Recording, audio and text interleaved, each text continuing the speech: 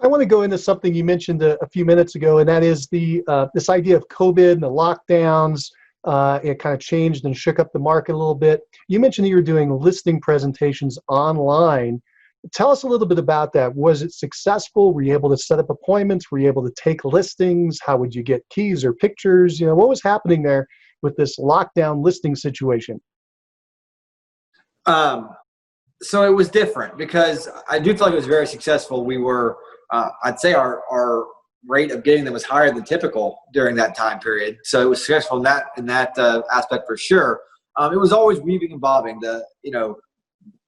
What we learned from the way we did it in day one was changing by day two. By day seven looked totally different. It was kind of a constant change of figuring out what worked best. As far as getting the appointments, I'd say 1 in 10, maybe a little more than that, kind of kickbacks and no, I don't want to do that. But majority agreed, and we actually found were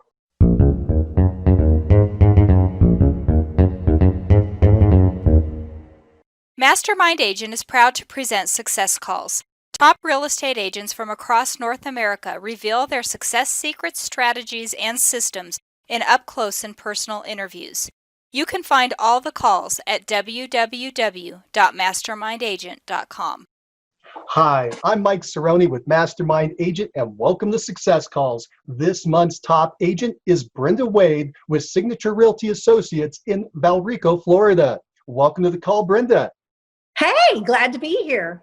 Hey, Brenda, it's great to have you here. Thank you so much for joining us. Now, I see someone else is there with you. Who is that? It's my son, Austin Wade. He's been a listing partner with me for several years now, and so I've come to rely on him for his genius, if you will. And so I asked him to jump in with us in case you wanted to know some questions that he really primarily handles. Oh, that is fantastic. Yeah, we will definitely do that. How you doing, Austin? Nice to meet you. Doing well. How about yourself? I'm doing great. Thank you so much for joining us. Well, Brenda, we're going to start off the conversation with you. We want to get some of your story and some background. So before we talk about what you're all doing today, let's go back for a minute and talk about what you did before you got into real estate. I feel like I've been in real estate since I could toddle. Actually, my dad was in construction, so I grew up on job sites, and I bought a house when I was very young. I was working with Southwestern Bell at that time. I was a sales rep for them, and when we bought our house, my husband said, if they're making money, which it was a great agent, you'll be rich. And I was like, really? You think? And I got my license, and it's been good to me. It's been very good to me. So I've done it since I was 22, and took a break of about 10 years when I had kids at home and just decided I wanted to put all my energy there.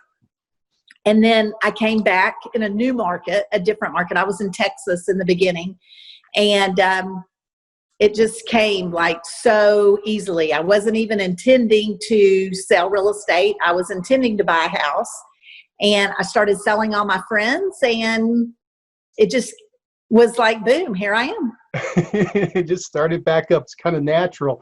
So you started there where you said when you were 22, and I think I'm trying to remember, you went for about 7 years in the initial run, and then you had a gap, and then you came back. And so first thing I want to ask you about is that gap. So there are a lot of people listening that are in that gap. They had their license before, for whatever reason they stopped doing real estate, and then they're coming back. What advice can you give them for coming back into real estate after you've been out of it for almost a decade? Well, and as I said, when I left, I was in real estate in Texas. I moved to Georgia for a couple years, and then I moved here to Tampa.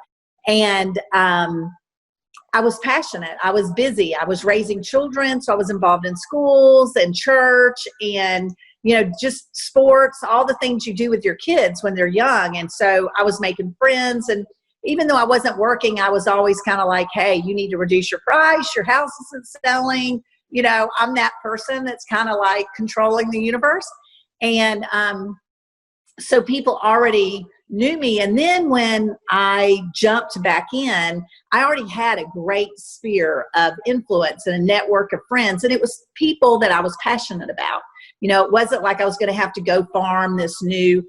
I just farmed my friends because they knew that A, I was smart, B, I was hardworking, and C, I would tell you, if you're going to pay me the big bucks, I'm going to give you the answers, right?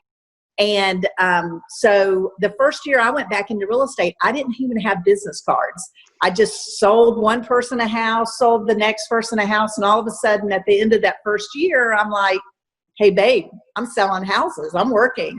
And he was like, what are you going to do about that? And I'm like, I think I'm going to hire an assistant, or either I'm going to quit or I'm going to hire an assistant. Those were my two options.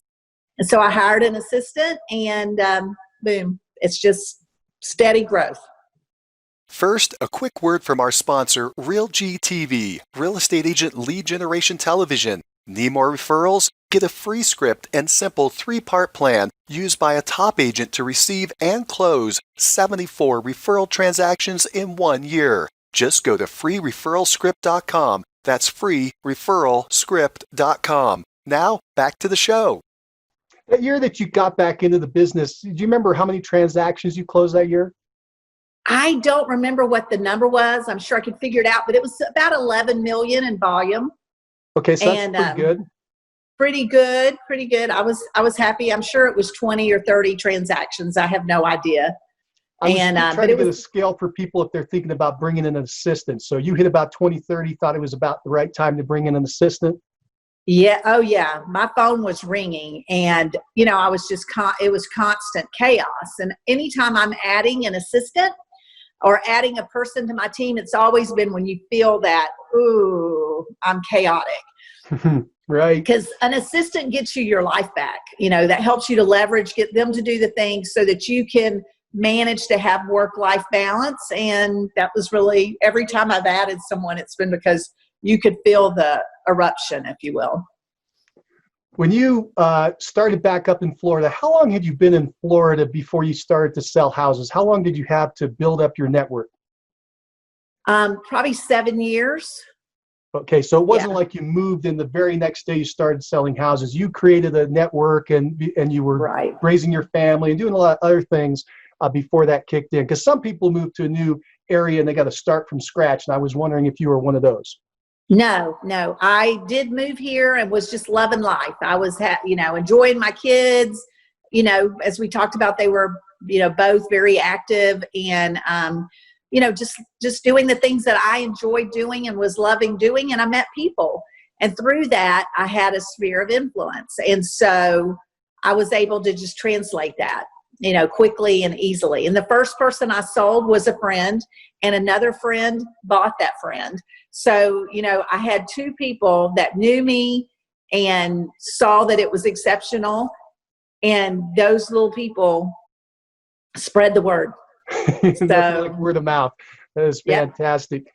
Well, we're going to talk about your kids and having them in the business in a minute. But before we do, I want to go through a quick speed round to get everybody up to speed with where you are today. So here's some real fast question and answers. The first question is, what's the name of your team if somebody wants to look you up? Brenda Wade team. The Brenda Wade team. And what's your service area? It's Tampa. We're the top agent in Hillsborough County. So we have, when I first went into the business, back into the business, I focused on a very small area because I had to run carpool. And so I have been very dominant in Brandon, Valrico, and Lithia. And as I've added buyer's agents to my team, my circle just expanded. And we can cover anything in the Tampa market very comfortably. Hillsborough, we do some in Pinellas, some in Polk, Pasco, but our primary market is Hillsborough. I think that's really valuable. I hope everybody picked up on that. You started in a very small niche or a small market. You got your feet wet, you got yourself established, and then you expanded out from there. How many years have you been licensed now? Have you added it up? I've been licensed almost 20 here, and I was there, 7 or 8? So between 25 and 30. Fantastic. How many homes did you sell last year, and what was the sales volume? Oops, someone just sent that to you. Let me tell you what I've got. Last year, Austin? 319, I believe. Between 3 and 350 somewhere, and the sales volume was 113 million. There you go. Fantastic. And my notes here show me 309 with 113 million. Sound about right? Yep. Yeah. Somewhere in that Yep. area? Cool. And then I also got your average price. I backed that out at about 368,000. Does that sound about right? Yeah. That's pretty close. Like this year, it's probably running a little better. Running a lot better, sure. And it just, depends on what's going on in the universe that year, but we're usually in that 350, 400 range. Fantastic. And then percentage of buyers to sellers, I've got 61% buyers and 39% sellers. Sound correct? No, that's probably backwards. That's probably backwards. Okay, so you lean a little heavier towards the sell side then, maybe 60% sellers and 40% buyers. Sound more correct? Yeah, that's about right. Yeah. Excellent. Yeah, we're definitely more. This year, we're running more 50-50, I would say. It's closer. What happened last year, I went through the purge process, if you will, and I lost a couple of agents, which happens from time to time. And while I had people lined up that would want to join us, we decided we're going to just sit tight. That's why you saw our numbers drop last year. We said, let's just sit tight, let's regroup, and then do some things we felt like we needed to do internally, housekeeping, and then we'll add more. We'll add agents in the fall when the life slows down, because this happened in the early spring where we had some things change. So last year we really had effectively 4 buyer's agents, which was great, and we had been in a period where we had about 6. So we saw some volume change last year from it, and we knew early on that was going to be the case, and we just made a strategic decision that was the right move, because I'm very particular about who I want to work with, and had been to a couple conferences and just made a decision we could do some things better on our buyer's agent side, and wanted to wait till we could put those key systems in place. Yeah. Very good. Thank you for sharing that, Joe. So everybody else gets on board with us, because I have a little bit of information. My understanding is the prior year you were at about 408 homes sold and 143 million. That's what you're talking about, that you were there and it went down a little bit and you were in some transition. You had a few agents that left for whatever the reason was, which happens to all people who are building teams. Yeah. And in that process, though, you decide to reevaluate and look at your systems and improve them. I assume maybe profitability went up. What else was going on in that transition? Because again, you're not the only one that runs into this. What kind of things were happening there? What did you discover? What did you change?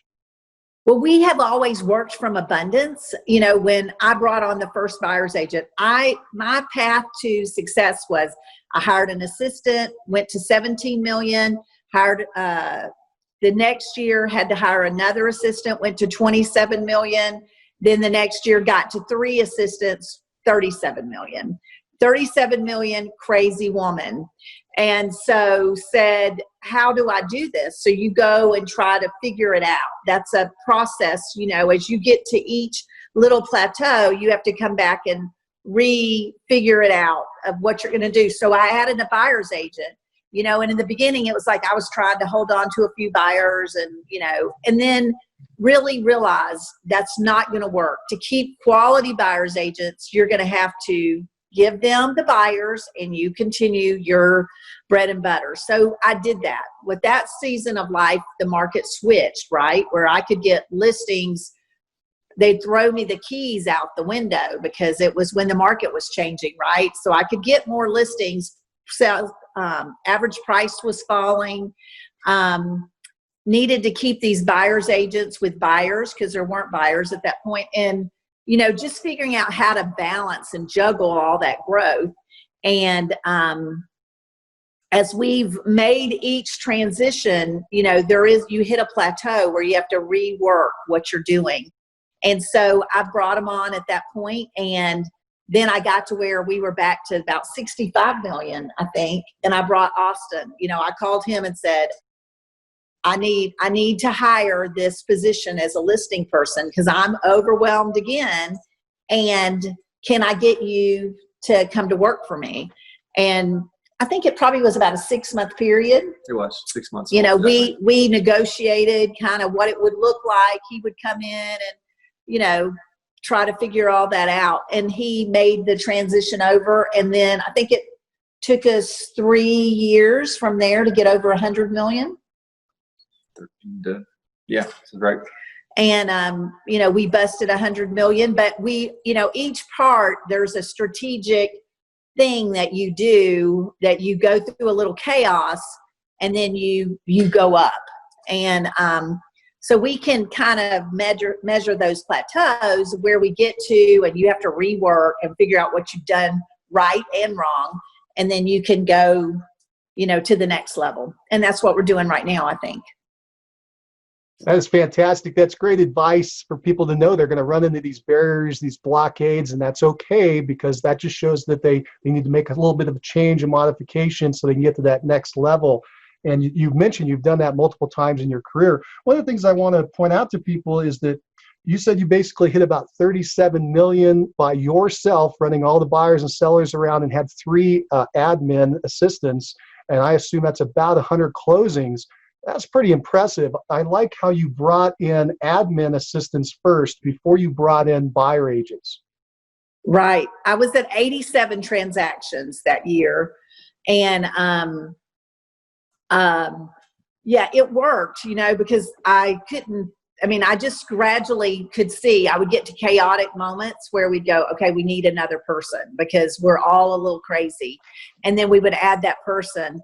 And actually, I had it was in taken Austin to college, and was on my way back and called, you know, someone I had sold who had their license working for a builder, and said, okay, I'm nuts. My phone's ringing off the wall. There's no quality of life here. You know, I'm trying to enjoy this last moments with my son. He's going away to college, and it's not working. The chaos is too loud. And so, you know, started working on it from that standpoint, and then got her to join us. And the next year and the following years, we figured it out. You know, how do you do it? And she's still a buyer's agent with me today. She's a great agent, and has been very accommodating as we figure out things. You know, every time we hit the lid of what we can do, I can always go to her and go, okay, I'm a little crazy. What do we need to do? And she's a great sounding board, and has been a great friend to go through the process with. The excitement of business. Austin, I want to talk about how you were pulled into the business. Did you come in initially as a listing partner, or did you have other experience doing other things in real estate first? No, so I got my license while in college, I guess in 2007. And so I came into the business a little bit kind of between college, into college, and starting my actual career, and worked in the office some then. At that point, it was 2009, so foreclosures were a slight thing in the real estate world. So handled foreclosures a good bit, did a lot with that, kind of learned. Had someone jump out of a closet at him. Yeah. And, so I had to experience that and learn kind of the business a little bit from that direction. Then went off and, like I said, started my career doing something totally different. And like most real estate kids, for the kids of real estate agents, I said, I'm never doing this. I don't want to part of this crazy world. I'm not ever going to be a real estate agent. I was sure of that. And I went and was doing law enforcement for a number of years, and got married and realized this isn't the lifestyle I want for my family. It's not going to provide the life I want. And so I just told my wife that, and several days later when Mom called and said, hey, I got to hire someone. I always said it was going to be family, but if it's not you, I'm hiring someone else. And I said, okay, let me come over and look at it. And like she said, I came over for about 6 months. And the good thing about law enforcement is I worked about half the days of the week. So the other half I could come in and work those days and experience it. And so I kind of came in really as an intern, really more than anything else. Followed Brenda around a bit, worked every position in the office, learning how the office side ran, kind of just really getting a pretty broad view of the business, the way people aren't able to coming into real estate, and just learn the business inside and out, and then kind of went out and became a listing partner at that point. His first year, he went everywhere I went. He shadowed me. So I would say he probably went on 200 listing appointments, probably with me. That. And then right at the end of his first year, my dad got very ill, and he lived, hours away. And so that forced it, because all of a sudden I needed to be with my dad. And Austin was just there, and it wasn't like I was ready to give it to him, but it was like I had no choice. I needed to do what I was doing. And he would send me text and say, 4 listings today, you need to retire. I got this, and it was helpful when I just had so much stress in my life from dad. And 15, he started listing. That was the end of 14. And we had a banner year. And I had so much chaos in my personal life because of my father. And, wanting to give him the care that he deserved. And Austin just rose from the ashes, if you will. He was amazing. And we had a banner year. It was crazy good. And I couldn't have done it had he not been prepared and ready to rally when the opportunity came. Austin, do you remember how many homes you listed that first full year? Well, the first full year wasn't much. Like she said, I was really following around. The first year in it, I don't remember actually. You don't remember? No. Because he was doing mine for me. It wasn't like they were Austins, they were moms. It was real mixed in that first year, where I'd have some I'd go on and take it and run to the end. Other ones I'd go on, and when she came back in town, they were past clients of hers, so she'd kind of take them back. Others she would go on, then she'd leave. and I was kind of running with them at that point. So it was we weren't totally split like we are now. It was a lot of mixed in. Yeah. Let's give people we didn't count it like we do today at that point. Well, let's do that then. Let's come up to either last year or year before, where you had your feet wet, Austin, and you were cruising along. You're a full active listing partner. How many properties can you list in a month or in a year? We're just trying to give people scale. I did 93 last year. 93, and you focused exclusively on the listing side. I'll do 2 to 4 buyers a year that are usually very close personal friends, something along those lines. But yeah, 100% listings pretty much, just dabble. That is fantastic. I really like how you did the shadow program for the 6 months, where you were getting to watch a pro list 200 times, if that was the number. That's insane. Nobody would get such a great grounding in listings. I'm sure you came out of the gate firing. So I have no doubt that you got the skills that you needed, and you were so lucky to have that mentorship. And obviously it's paying off. 93 listings in 1 year. That's phenomenal.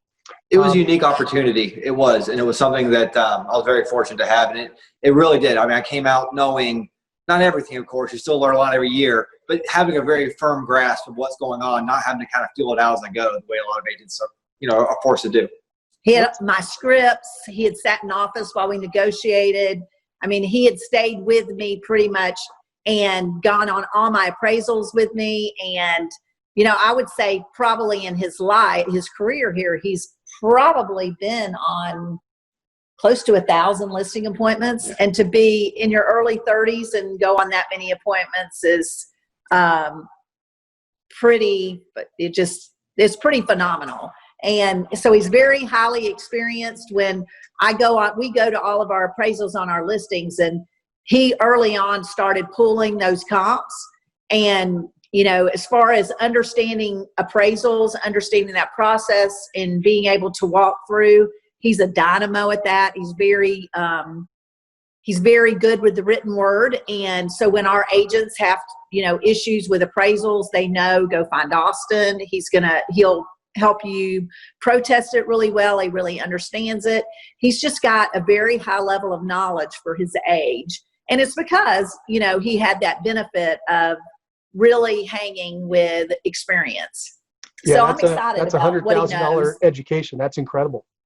Oh, it was. And, and it makes me comfortable. I never worry when I do need to be gone or whatever. I know he's got it. He's very well hands-on, can control it. And now we have his brother-in-law, which is my son-in-law. He's been with us for about the last year, and we're putting him through the same paces because we know that worked extremely well and was a great benefit for our clients. I got a question for you on that. When Austin went with you to the listing presentation and those initial 200 or whatever the number was, where did he just sit there and not say anything and just absorb it? How did you introduce him to the sellers? How would somebody actually go through the process of bringing the mentor or mentoree into this listing presentation? In the beginning, he was totally quiet. It was gradual, yeah. So it started off with just really was, "Hi, I'm Austin," and that was the last thing I said.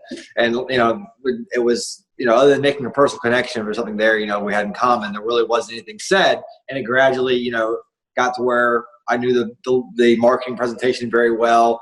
As we got closer, it's gone more. I really had a good idea on value to kind of be more involved in that discussion. And it's been the same way. DeMarco has followed me more than he has her, who is my brother-in-law. And it's been the same thing. It started off with him saying nothing. Then, at this point, he got to accompany me with it.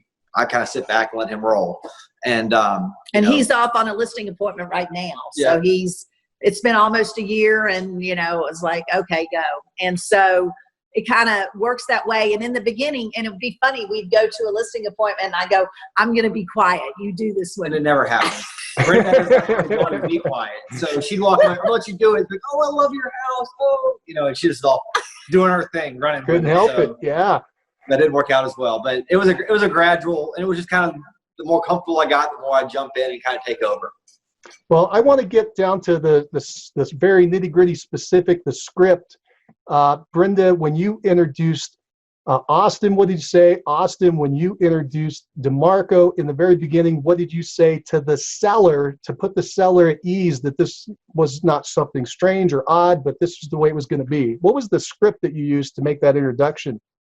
Well, and you have to understand that I have very much a sphere business. I follow, and every year at Christmas, I send letters to all of my past clients, and it's very like they're my people, right?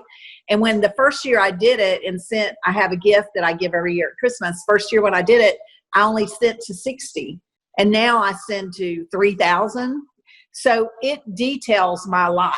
This letter is kind of like, here's my family. And, when it's a sad year, my dad passed, or the year he was sitting, I was telling them, hey, this is what's going on in my life. So they all know Austin, whether they've ever met him or not. They know Austin is my son. And so a lot of people would already know he was, with me. It was my son, And the others, as we'd go in, I would say, hey, this is my son, Austin. He's new to the business, and, whatever. And so I just and everybody was like fine with it. And then as we got further into it, I don't even know if we really addressed it every time. Yeah, so I'd say it's been an ever evolving script as he's become more and more involved. First would be, this is Mark, my brother-in-law. He's just joining the business, coming along and kind of check out and see how everything goes.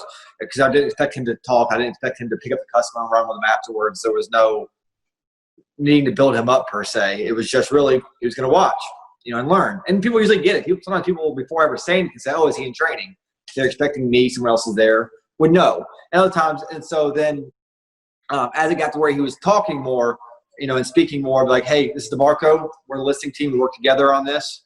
And because I knew he was going to be able to jump in and talk about marketing or talk about whatever it was. And so I did just kind of introduce us more as partners. And like she says, sometimes it feels so organic. You just kind of walk in, but introduce yourself and go. There's not really an explanation needed. Yeah. And if they know, if it's a family friend, again, we have worked in a small area, they would say, "Is this Allie's husband?" I say with Facebook now, everybody kind of knows sometimes. Oh, this is your sister's husband, right? And they kind of, they know it. They see us. Because you're out there, you're personal, it's family. So it's worked. It works kind of, like you said, very organically. We get to it however we get to it. That's fantastic. I did that long ago, 20 years ago. I brought in an assistant and did the mentor idea, but not for 200 listings, maybe 10 or 20. And you're right. You start at the beginning with no conversation. They just sit and observe, and then they start to take over. But you've had a great transition. Austin, with DeMarco, how many listings has he gone on with you so far, and where do you think he is in the process? You said he's independent now. He's taking one right now. How long did it take to get him up to that level? So yeah, he is taking his own now. What do you think? 50 with me, another 50 probably with me. He's probably done 100. He's probably between the two of us, probably somewhere between 80, 110. And he comes from a sales background. He's, a little older. He's in his 30s already, and has been in a sales career. So the marketing, all of that was very familiar to him. And of course, when COVID came, that kind of was like, well, there we go. So we've all been doing virtual listings, and and it was so weird doing that in the beginning that we all would do it at the same time. Like, hey, let's all sit in on this. We had everybody on a different computer while we were making sure we were ready to cover it, because that was just so foreign in the beginning. Now we're like, why do we ever go on listing appointments? And so yeah, I would say he's probably done between 100 and 150 between the two of us, and he's pretty much ready to launch. Would you agree? Yeah. And so he's going to get it. And for him, the struggle was different than for me. For me, like I said, I didn't come from a sales background. It was really more scripts, just that confidence going out there and saying, I'm going to take care of your biggest transaction for you. For him, I grew up here, moved here when I was 6, know our market, and already knew it very well. I'd followed around to open houses and stuff in high school. Like the market I knew, not knew it to the level needed, but I had a familiarity with it. He moved here from another market. So for him, it's been more learning the area than it has been the actual sales skills. It's been more learning value and neighborhoods and all that. It's been kind of a different learning curve for the two of us. Now, a quick word from our sponsor, RealGTV, Real Estate Agent Lead Generation Television, where top agents reveal exactly how they create consistent flows of home buyer and home seller leads into their practices every month. Need more leads? Hit the pause button right now. Open Google and search RealGTV. That's REALG.TV. Now, back to the show.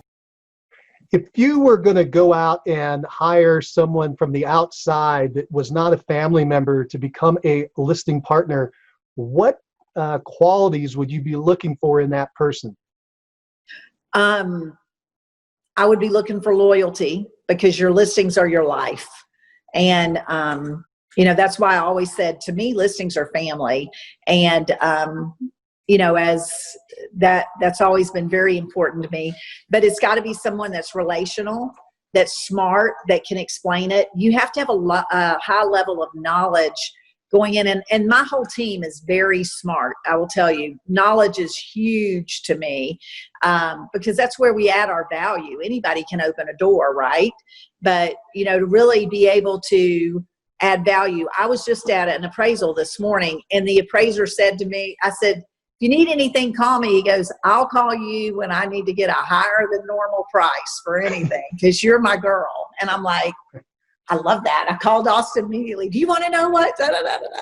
And, and it was funny, because the appraisal before, I went to 2 this morning, the one before said, where's Austin? How's he doing? I mean, they're so, we've been around for so long. These people are invested in our lives. Your kids doing okay? They did okay through COVID. Tell Austin I said hi, because he's always gone with me. And in the beginning, all of these appraisers and folks that, when he started shadowing me, they knew I was training him. These appraisers would take their time and really invest in you and train you. And I'll say, I've always said, that's one of the best things I did was going to appraisals and talking to them, not talking at them, but talking to them, picking their brains. They'll teach you all they know. The older guys especially have been doing it a long time. They know a lot, and they're happy to share it. And so I learned so much about value and what drives value, and learned a lot from Brenda as well. But they did. And I'd sit there and go to an appraisal, which only takes 15 minutes. I'd be there an hour and 15 minutes, just talking through it all and gaining knowledge from them, because they haven't. They've seen it all, and I learned a lot from them. And that's where, going back to what would be important, hiring a listing agent, it is being analytical and being able to approach value from multiple directions, because we all know we can get, just because you can get a buyer to pay something doesn't mean you actually can afford it and get it appraised. You look at it from, what will a buyer pay for this property? What will it appraise for? Where can we blend those two? And be able to really come at it and figure out where to get the highest price, what you have to do in those situations. And what is the right price? Because, you know, some agents go in and strictly, they think dollar per square foot is where it's at, and that's not. And they're looking at it, you know, there hasn't been anything sold, so they don't know how to price. And so you've got to be very learning based and, you know, smart is where it's at. So, you know, that's one of the strengths that we have, is that we are very, very savvy. Austin's brilliant, little mind. He won't say that, but I can. And, you know, it makes such a huge difference. And when we're fighting for our customers, trying to understand, because it really is a fiduciary responsibility. We are really trying to take care of. If I'm working for a buyer, I'm trying to help them buy well and invest wisely. I want to help them build wealth through real estate. If I'm a seller, I don't want to leave any money behind. You know, I want to make sure we've done everything we can to help them on their road to wealth, you know, as they're at the cash register cashing out. And, you know, we really are about the customer. I think, and I've communicated that well in my life for my kids. They understand. And, you know, it's hard for me to believe that it's been 7-8 years since I've had Austin, you know, working with me, and all the people that he's impacted now. And I'm excited about that. But it's very important that they have those very specific skills. Be smart, be knowledgeable, be loyal, be passionate about it. It's more than a job. We work hard. We work day and night, I would say, to make sure we're available, you know, helping them get through this process. And they know it, and they return the favor, you know, tenfold. I want to go into something you mentioned a few minutes ago, and that is this idea of COVID and the lockdowns. It kind of changed and shook up the market a little bit. You mentioned that you were doing listing presentations online. Tell us a little bit about that. Was it successful? Were you able to set up appointments? Were you able to take listings? How would you get keys or pictures? You know, what was happening there with this lockdown listing situation? So it was different, because I do feel like it was very successful. We were, I'd say our rate of getting them was higher than typical during that time period. So it was successful in that aspect for sure. It was always weaving and bobbing. What we learned from the way we did it in day one was changing by day two. By day 7 looked totally different. It was kind of a constant change of figuring out what worked best. As far as getting the appointments, I'd say 1 in 10, maybe a little more than that, kind of kicked back and no, I don't want to do that. But majority agreed, and we actually found were people who were less likely to agree, the ones who were most at risk, and the elderly population. They were just not comfortable from a technology standpoint, but those are the ones you really didn't want to have contact with. You're trying to protect the most. But yes, we started doing it probably earlier than most, because we were, you know, we do so about elderly population. We realized that if we were to get sick ourselves, we could infect a large number of people. We were really trying to avoid that. And so we started pretty early. Most people agreed. It wasn't really a problem setting the appointments. And we were working on what tools they have. So most people are really comfortable with their iPhone. You know, you're thinking Zoom, everything like that. And we really let them take the lead. If they really wanted to do it with their iPhone, we were really good with that. And we DocuSign all our paperwork anyway. We're a paperless office by nature. And so, you know, we could sit there and send them paperwork and have what they needed to go right there. So if they wanted to work on their iPhone, we did it on their iPhone. If they want to Zoom, we'll Zoom. We really would go with whatever was their comfort level. And most of our, again, we're known in our little territory. And so we didn't have to go through the marketing presentation so much on there. They were calling us because they knew, and then we could, you know, discuss it. And whatever we needed to do as we had the conversation, we were prepared to do. We could send it to them online. We could walk through it with them. We really let the customer take the lead. Would you agree? Yeah, I'd say we like I said, there would be some houses we actually would go out because we had someone who was not comfortable with technology as much. We'd go back and walk through it without them. have them open the door and step out. Let's walk through quick and then call them on, once we get back in the car. We like I said, we even Bob do it whatever they were comfortable with. And as far as getting keys and all that, again, we really just, we'd have some that just drop it off at our office. Others that we'd come out and do photos, would open the door for us, then step out when our photographer got there.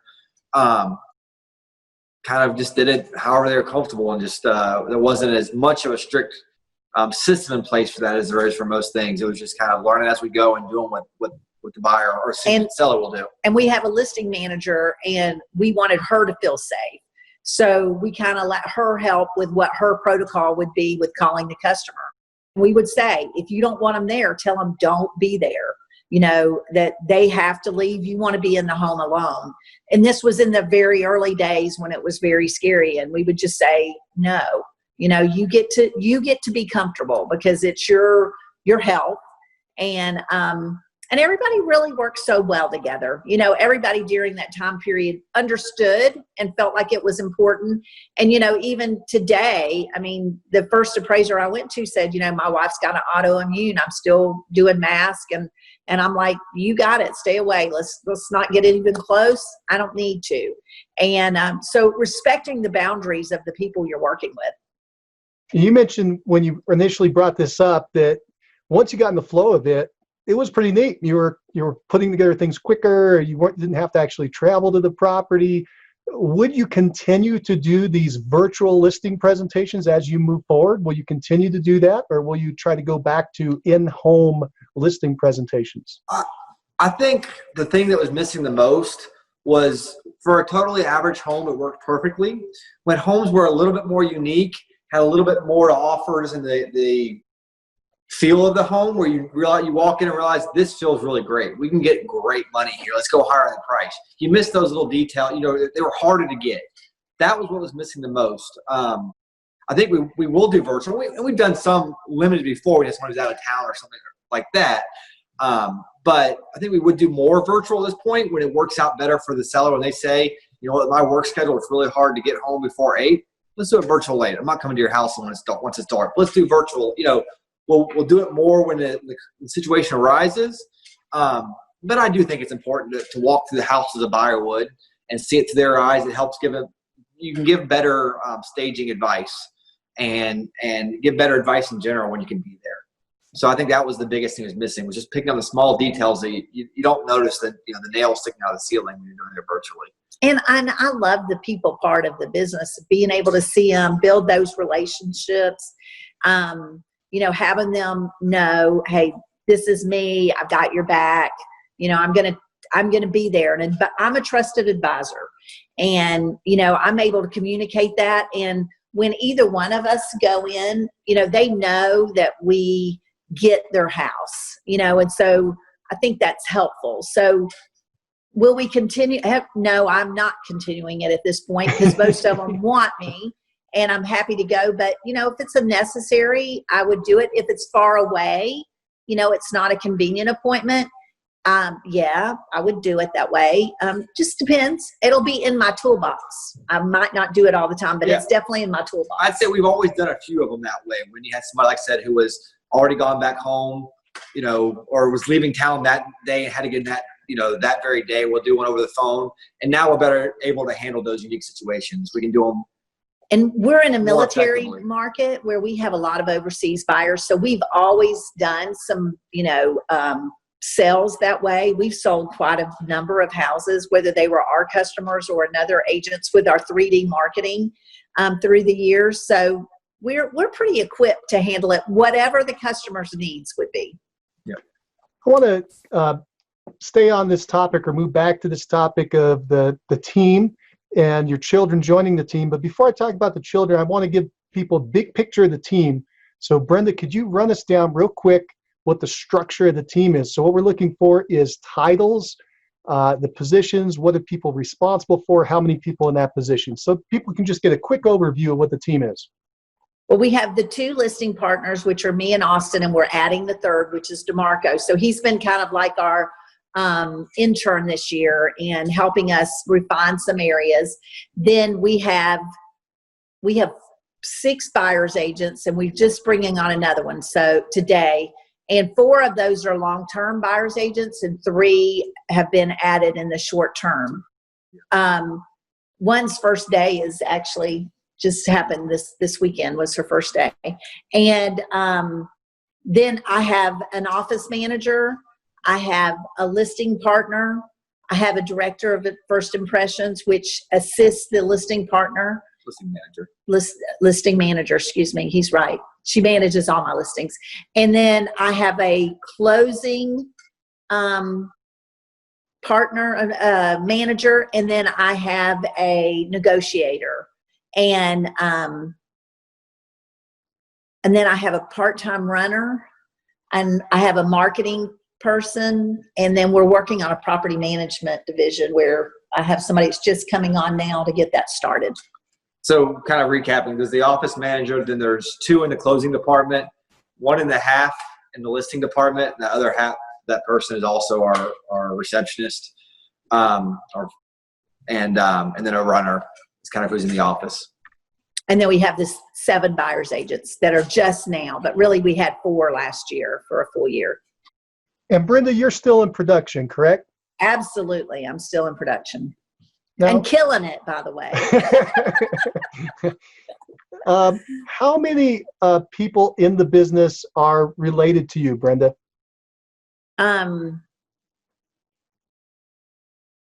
Well, all the listing team, me, Austin, and DeMarco, and then my marketing person is my daughter, and then the property management person coming on is Austin's wife. So that little team is all us, and then the rest are not. But we find our best people through people that we know. My most recent hire for a buyer's agent is a longtime friend, and she's going to be killer. The first buyer's agent I ever had was a friend. Another buyer's agent is a longtime friend. So it's a lot of friends that are in the team. And like my office manager is a customer. Let's say it's a lot of it's Sphere. That was a past customer.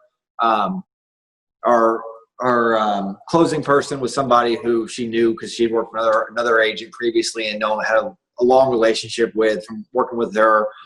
It's not been as much hiring off of, Indeed. There have been some, but not as much off of Indeed. It's more Sphere hiring. My receptionist was a friend of my daughter. And it's not like nepotism where we're saying, oh, you're a friend of ours, you can come join a team. It's more looking for talent in places where you see it every day, and then people we trust. Because like I said, it is very much a take care of the customer business. So if we know you and trust you, we know you'll take care of the customer. That's one of my gifts is that I'm very intuitive. Like our closing manager, she was our waitress at Outback. And I was like, she was a great waitress, and her pens were very organized and color coded. And so she had just graduated from college, was looking for a job. And so we just started asking, and she's amazing, young, techie. She's been with us probably about 5 years now. Close to it. And, I'm intuitive on that. And so the people, our team rocks. It's very high level, great people, and, do a good job at that. And actually, as I'm thinking about it, our listing manager, Allie, was a friend of Allie's from high school too. Yeah. So, I mean. And that was kind of more like the Outback story, though. They walked into a local boutique, and she was with my sister, and she worked at the boutique, and she was excellent. She was wonderful. And then obviously Allie knew her, and, Brenda said to her, who is she? Was she smart? Was she a good kid? She said, yeah, she's great. So went back into it and said, you want a job?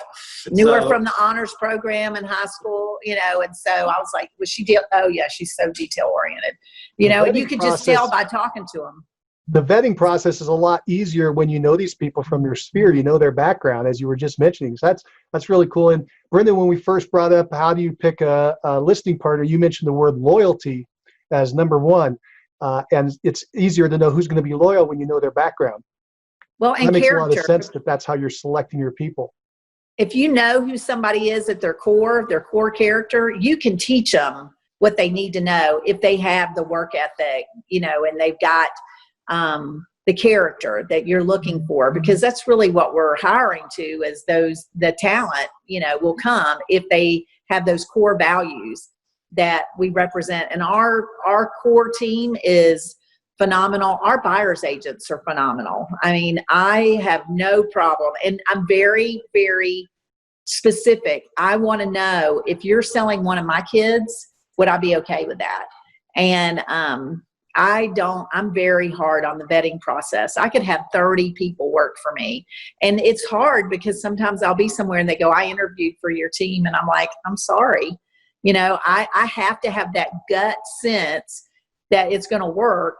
And the biggest thing is taking care of the customers and making sure that they're, like she said, somebody she would hand her kids off to. I remember we had somebody, it was somebody we really liked, someone we still like, but they just didn't get the process of making sure it was a good house. And we were driving around. We deliver toffee at Christmas time. We're driving around and we would pull up to a house. She goes, do you know who sold this to them? And I guessed the person's name. Said, what's the problem in this house? And then point out the glaring reason why it would be very difficult to sell in the future.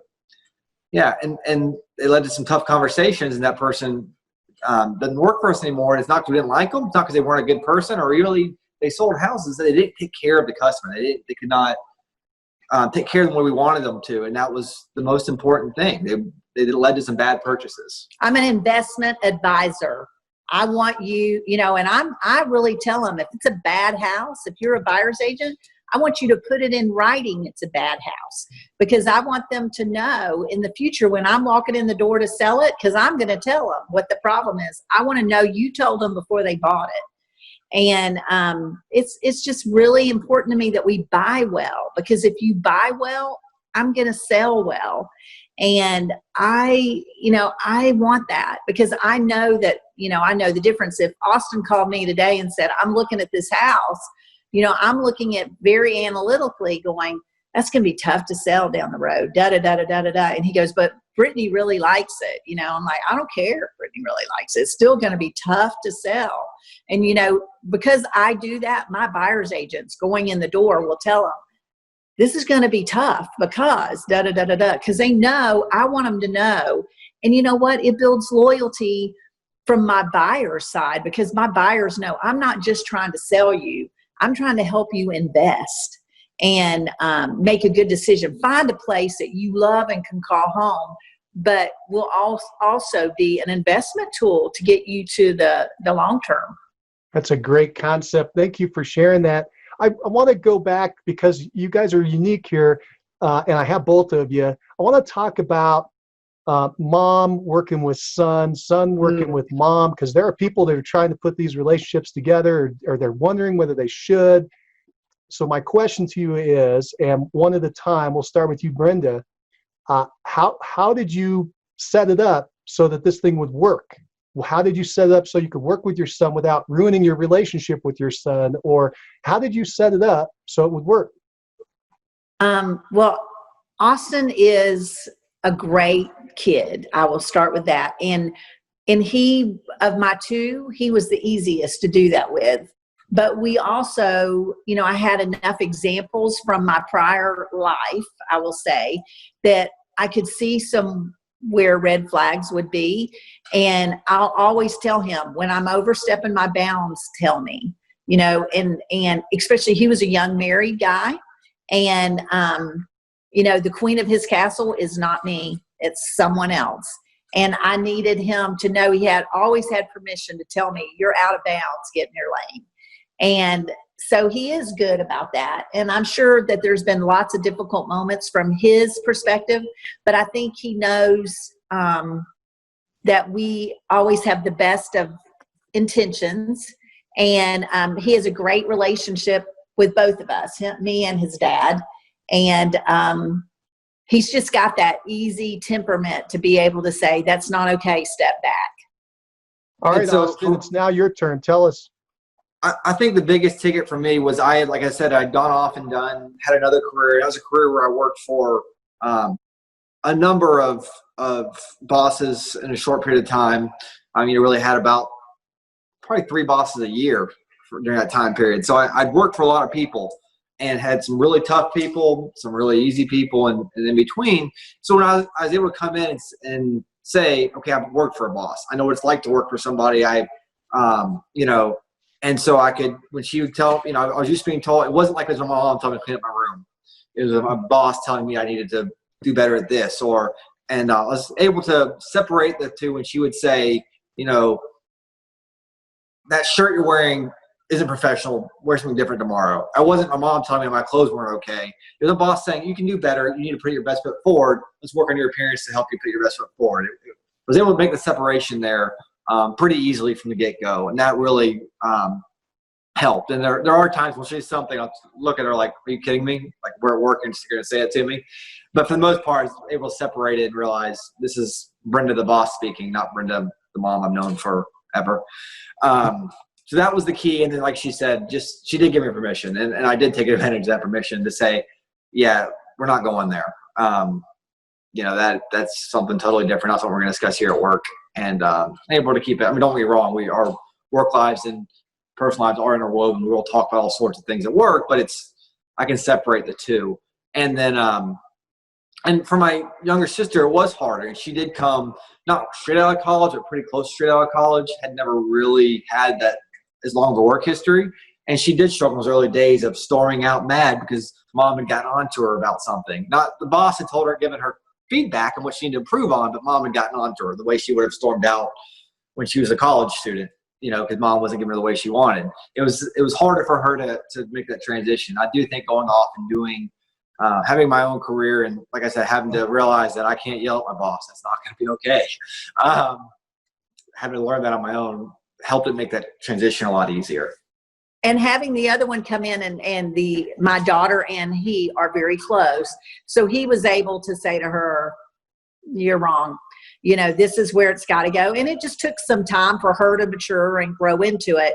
And now that works really great. It's always, anytime you have family relationships, it's going to be Harry. He's the perfect family relationship because he's not that, female emotional going that way, if you will. And we really set boundaries, I think, pretty well in the beginning. And I don't get my feelings hurt when he goes too far. I'm like, okay, got it. Think about that. I'll come back tomorrow with it a different way. Have you all done the DISC personality profile? Do you know what you are? Yeah. Mm-hmm. What are you? I am we're both high Ds. We're both very high Ds. Mine says I'm a DS. Which is probably true. I would say closer to a DC, but they say I'm a DS. I'm a D with an I, but I'm mostly D. And he's and it's worked so very, very well. How about Allison? She's I. There's a little D mixed in. Yeah, she's an I. She's definitely an I. She's an I. And her dad, who has a lot of the back end side of this, my husband's retired director of operations for Coca-Cola, and he's very much a DC. So we are full of Ds in this house, and we don't kill each other, which is surprising. And it's worked. It's worked. It's fantastic. Thank you for walking us through that. What I heard with working with your child from you is open communication. That came up right at the beginning. You're able to talk back and forth and straighten things out. You talked about staying in your lane, so you've obviously made it clear who's doing what. The roles are very clear. And then a good expectations. So thank you so much for walking us through that and helping some people thinking about setting that up. We're going to start wrapping up here, and I have a couple quick questions for you there, Brenda. We've heard about your business and all these people running around and hiring and so forth. And question people have is, are you profitable?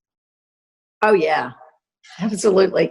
You know, the guy that I told you, the back end side, Mr. DC, we're profitable. He's going to make sure to help people out. Could you give us percentages that you're trying, not absolute dollars, but percentages of net profit that you're either trying to achieve or do achieve? Yeah. We want to get at least, with a team, we want to get at least 40% net profit. That's pretty high with the size of your team. Yeah, we want to, that's a goal, and we achieve it. And, again, just like I said, I'm kind of intuitive. I spend intuitively, and then Ronnie will say, if you were to ask him, he'll say, what's our goal as far as a budget? We look at last year's and look at, we're targeting that. And if we're going to deviate from that, we're going to have to see that there's a clear profitability, a road that we're going on, that this is going to take us to a new profitability level. So, we definitely have started smart, and when I hired in the beginning, when I told you I brought in 3 assistants, that's a very profitable way to operate. So we've always started with profitability, and we don't go backwards. And so when you set yourself up in the beginning that you are making money, and you stick with that as your focus, it'll work. But you also have to take great care of the customer, because that will make you more profitable. Brenda, in the beginning, not in the beginning, but when you were at that high peak level of personal production with the 3 assistants, do you recall what your net profit margin percentage was at that time? I don't. I don't think you'd have known at that time. No, because really, I just was going off of instinct and, what I felt like I needed to do. And that wasn't my worry. I've always made very good money. I mean, that first year with nobody, I was making great money. And so I've always lived in abundance. Everything that I've done is because I'm making plenty. And I've always been comfortable financially because I had this other guy that I lived with that worked. And so I was never focused on the money. I was focused on the job, taking great care of the customer and doing it right. And somehow those 2 things just have been interwoven, and I've had a good percentage of profitability all the way along. And in the beginning, when I read The Millionaire Real Estate Agent, it was much past after I had done what I had done. I was thinking, well, look at there. He did it my way. It is funny. You would think the way our business is set up, you really would have thought that we based off The Millionaire Real Estate Agent. And like I said, she read it well into the business. And but we line up pretty similar to that. And there's some differences. Yeah. We're pretty similar to that. Yeah, the Red Book. And the Red Book was based off of top performing agents, right? They went out and surveyed them, found out what they were doing, and people like you, what were you doing in the field? And then they took that information and created, codified it, right? Let me ask this though, Brenda, what drives you? It's an internal something, I'm just wired for it. And I love helping people. Ask Austin, we'll go on a listing appointment, and I tell him, you don't need to sell. This is not the right move for you. You need to, I'm all about the customer and what is right.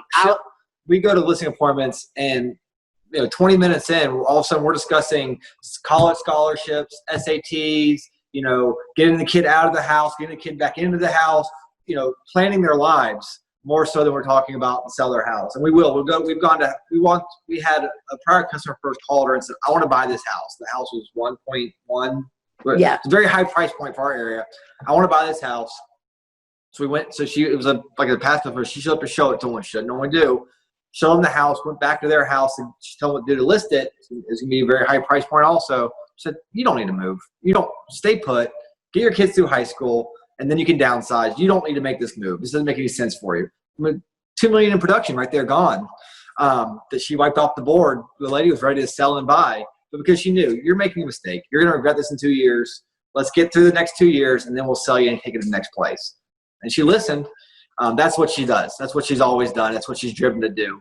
And she's driven by the money, but she's more so driven by the helping people. I'm a fixer. I want to help everybody do right and do good. It's a really annoying trait in a mother, but it's a pretty good trait in a real estate mentor. And so I really do. I really care about the people, and I want to, I am driven by money. I'm a competitor. In 5th grade, I sold the most flower seeds, and, I'm just driven for it. Austin's wife has the same compulsions, I think.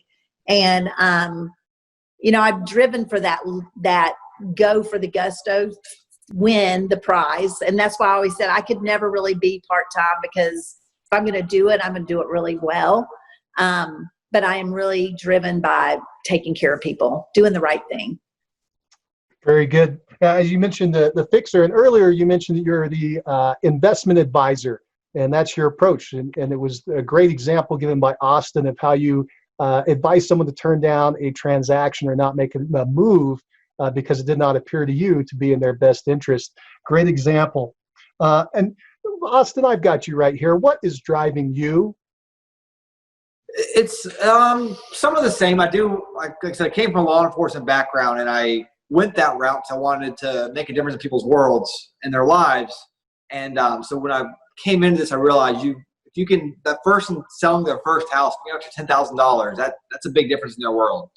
And so it is helping people, but it's also, a big part of what drives me is setting up my own family in the way that I want, but also all the lives of people in our office that we touch, the people our employees, our agents, keeping that growing so their world can keep growing. Those are some of the big things that drive me. Very good.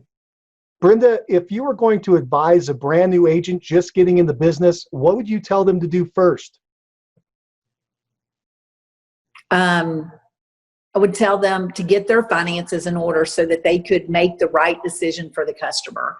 I always think that that's what made the difference. I've had, single moms that have worked. I owned a RE/MAX office when I was in Texas, and I would have single moms that worked for me. And when things would start going south, they were struggling with eating. So they couldn't always see the problem for what it was because it was compounding. They couldn't feed their children if this transaction didn't close. And so, that need parlayed into making bad decisions for their customer, and their customer could read it. You know what I mean?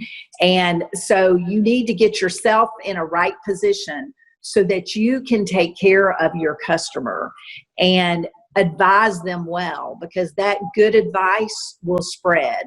And, with these young women that would be struggling, they would lose that sale and they'd lose the customer because the intensity of it, they could read it, once it got to that level, that it was no longer about them. You were working on the deal, not on the customer. And so, get yourself in a position that you can always do the right thing for the customer. And then be a learning-based agent and learn, because knowledge is why we get paid the big bucks. I'll tell you, doesn't matter if you're 120,000 or 200 million, you're paying me what you're paying me because you think I add value. I have knowledge. And so be learning, be able to put the customer first, and be remarkable so that they will want to tell others, what makes you special and different, and then work on doing that. I have to ask one more question. I can't stop myself because I've got this unique situation here with the way you've structured things and built your team and brought your children in with you. Do you have a succession plan, or do you have an idea in your mind of somehow turning this over down the line? Have you thought about that, talked about that? We're working on it. We're working, in that direction. And I always say to people, I just went, my appraiser this morning said, "Are you ever going to retire?" I go, "I'm going to retire and stay at home and wonder what my kids are doing, or I can go to work and know what my kids are doing." So I'm giving him more power. I'm giving them all more power to, help make decisions. And I would say any major decision that comes up at this point, I'm always in consultation with you to say, what do you think? Should we go this way or that way? And so giving more, direction to them, and knowing, and I tell them, if something happened, I got sick tomorrow, or their dad got sick or whatever, you've got to be ready to take it at that moment. And I think comfortably they could, without question. And, just knowing that when that morning wakes up where I don't want to go to work anymore, I won't go, because right now I honestly can say I think it would function. It would just keep going. I mean, the wheels are there, the bus is in motion. My team respects him and knows that he's knowledgeable at this point. In the beginning, when he came on, you're thinking, oh gosh, what if, something tragic happened? Could he keep the wheels on? And I would say it took it took several years to where they would, say, but now they would just as easily call him. If I have an issue, they're going to call him and say, what's going on? I've got this problem. What do you think we should do? Because he's earned that. He didn't come in and go, well, my mom, da, da, da. He had very servant leadership, humble implementer, no jobs below him. He would, if anybody needs help, he's always there, and he's earned it. So we just feel like, we'll know when we know. And I think, they all know that our heart is to see them live big lives and take it from where we are now to something much bigger, and that every decision we make is about making it so that everyone lives in abundance, and I think they know that's our heart. And so we just know that if we just keep we're all running together, and one day I'm just not on the pack anymore, it'll be okay, because it'll just keep going. You agree? Yeah. Does that make sense? It does. Thank you for walking us through that. Well, I've come to the end of my questions for the day. It's been a lot of fun. Brenda, do you have any parting thoughts for the listeners? No, you're a great interviewer. One of the best I've ever sat with, actually, because you hear what I'm saying and you say what it really means. So I think you've done a great job of asking questions. Anything you would add, Austin? No, I don't think so. I think if I was going to leave you something she's gotten at throughout the whole time, but the biggest thing in her success and our continued success is really just take care of the customer. They'll take care of you. You got to, structure your business, but you also take care of the customer. You see a lot of people who have the whole business plan set up, but they aren't doing a great job for people, and it never takes off. I will add one thing to that is, while you're doing it, you have to be living your life. And as much as I told you I work all the time, I have a really nice life. I've brought my kids in, which makes it fun. If they weren't with me at this point, I might have left it. But there's a lot of people that get in this business and they run hard for 5 years and then their wheels fall off, right? And because they're not figuring out. And that's why I told you, when I get to that level of chaos that I'm not comfortable, I'm hiring a person, because I would rather be less profitable. I mean, still profitable, but less profitable in a great life than to be super profitable and my hair's on fire. So I try to avoid the hair on fire. Very good. Well, this has been so much fun. I really appreciate both of you coming in. Brenda and Austin, what a pleasure to talk with you today. Thank you so much for your time. Thank you. Very pleasant to talk to you as well. Thank you so much. Thank you so much. Well, that's it for Success Calls. Thanks for joining us today. Keep moving forward. Bye. If you like the show and want to know when the next one's coming out, click the subscribe button. And if you want to hear more episodes like this, give the show a 5-star review and write a quick comment. I read them all, and it motivates me to keep going and share the top agent success stories with you. Thanks. If you're looking for more ways to generate leads, check out our sponsor, RealGTV, Real Estate Agent Lead Generation Television, and their giant database library of video trainings where top agents reveal, demonstrate, and discuss their best lead generation methods. Visit RealGTV, REALG.TV. If you're low on funds or just want to get the maximum leverage, check out my masterclass webinar titled Top 5 Free Lead Sources for Real Estate Agents. Learn more at freeleadtime.com. That's freeleadtime.com. Oh, and if you have a real estate friend who needs some inspiration, tell them about the Success Calls podcast. And don't you forget to subscribe right now to hear all the great top agent ideas. Keep moving forward. You've been listening to Success Calls on the Mastermind Agent Network, where top real estate agents from across North America reveal their success secrets, strategies, and systems in up-close and personal interviews. You can find all the calls at www.mastermindagent.com.